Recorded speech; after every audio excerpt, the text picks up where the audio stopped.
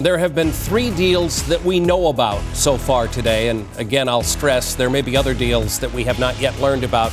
The biggest of those, Brad Marchand, reportedly traded to the defending Stanley Cup champion Florida Panthers today.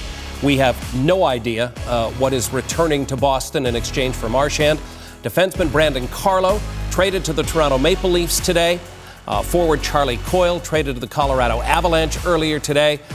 You think back, and as you guys were saying earlier, that's a big chunk of team leadership right there on that one page that just departed here within the last couple of hours. Yeah, I mean, franchise forward in Brad Marchand, a defenseman that has spent his entire franchise with the Boston Bruins, and Brandon Carlo, developed here, has been involved in, significant games for this team. And then Charlie Coyle comes in 2019, and the local boy who's, all 3 of these guys so good in the locker room too.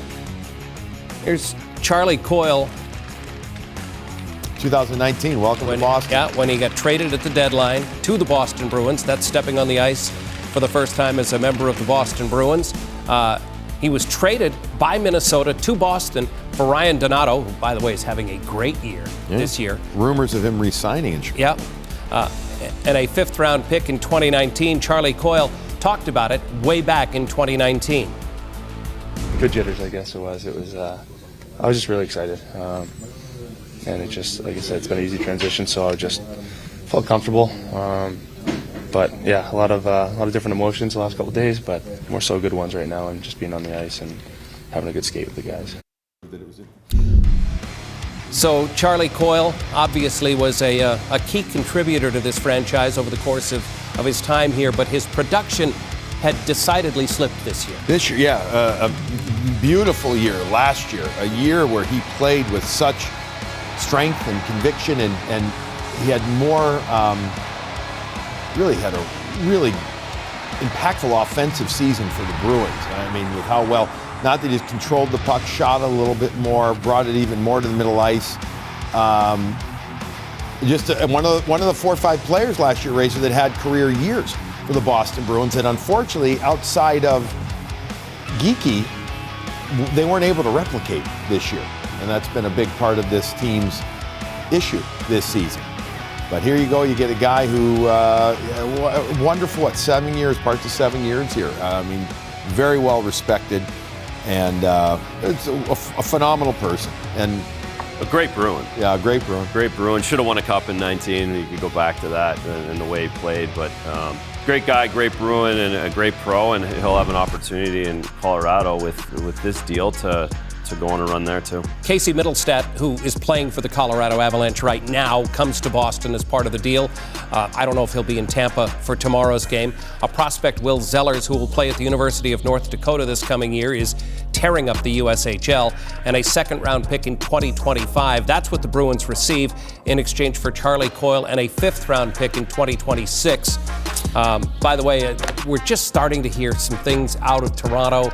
Apparently, this is a rather complicated, perhaps multi-team deal that involves Brandon Carlo, retention of salary. You have to be getting back a 1st-round pick for them. Well, and that is one of the things I'm reading is that there may be a first and a prospect involved in this whole thing. Yeah, and again, to have him going to Toronto of all places, that just adds value. I did an interview. I know you do a lot of Toronto. Like, I did an interview about 2 weeks ago with Toronto, maybe a week and a half ago, and I'm like, there's no way that Brad Marchand would go to there. I know. I would have said the same thing about Florida, so I don't know what I'm talking about. Right. And now I know he's not going to Toronto, but I'm kind of surprised that Carlo, because it's not a rental. It's that's right. You're going to play against Brandon Carlo in the Leafs jersey next year. Next year. Yeah. I maybe those lines, I don't know, you guys tell me, maybe they don't mean as much anymore. I mean, maybe the rival thing, just the way that the salary cap world is and how you've got to rebuild the team, and maybe it doesn't matter anymore. Not sure. Let's take a look at the Bruins roster along with their contract status. Morgan Geekie is a restricted free agent. You can see that, Riley Tufte is on there because he's in Tampa right now, a UFA. Jacob Lauko, who they just acquired today, is a restricted free agent. Johnny Beecher's a restricted free agent. Cole Koepke is an unrestricted free agent. And Mason Lowry back on the defense is a restricted free agent as well. So Don Sweeney is going to have a busy offseason as well, although he's had an incredibly busy day today. Well, he's committed to it. He is committed to that. And no, you're right. He's going to have a huge offseason to deal with. And again, because you're going to lose some of these other players that you've got on this list.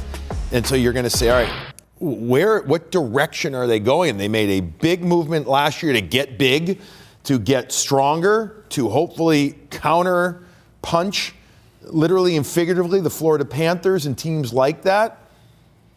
We all felt bullish about this team. We've talked about it numerous times on the podcast, and we've talked to other guys too, that bullish about the team. We didn't say they're going to win the cup, but we felt good about them. Thought they got better. We thought they got Without better, question. and they didn't. Yeah. Right? They did. So now, what direction do they go in with this? And maybe it's going to be in one of those, hey, we're accruing so much, and again, I keep saying the same thing. They're going to make another deal before this June draft. They're going to.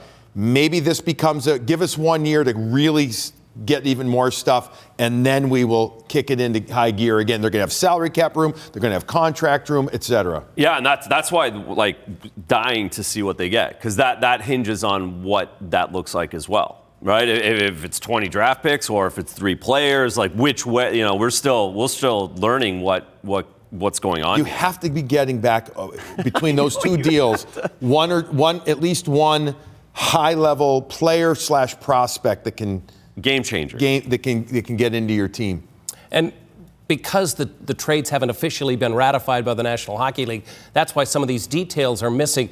You're seeing things being leaked out bit by bit, but among the things we know is that Connor Timmins is part of the package that is reportedly headed in Boston's way. But I repeat now, part of a package. It is not Connor Timmins for Brandon Carlo. And you'll pardon us, we don't mean to be rude as we keep looking down at our devices, but we're trying to keep up with this stuff in real time in the same way all of you are. He's a last year of a contract, an RFA to be 26-year-old right shot defenseman. He was playing their third pair. And also a player named Fraser Minton is part of the package. He's their huge Leafs prospect. That's a huge prospect. Yeah, and Cowan, right? That's their Cowan first. Cowan was the other one. Minton. This year he was up. He played the first 15 games.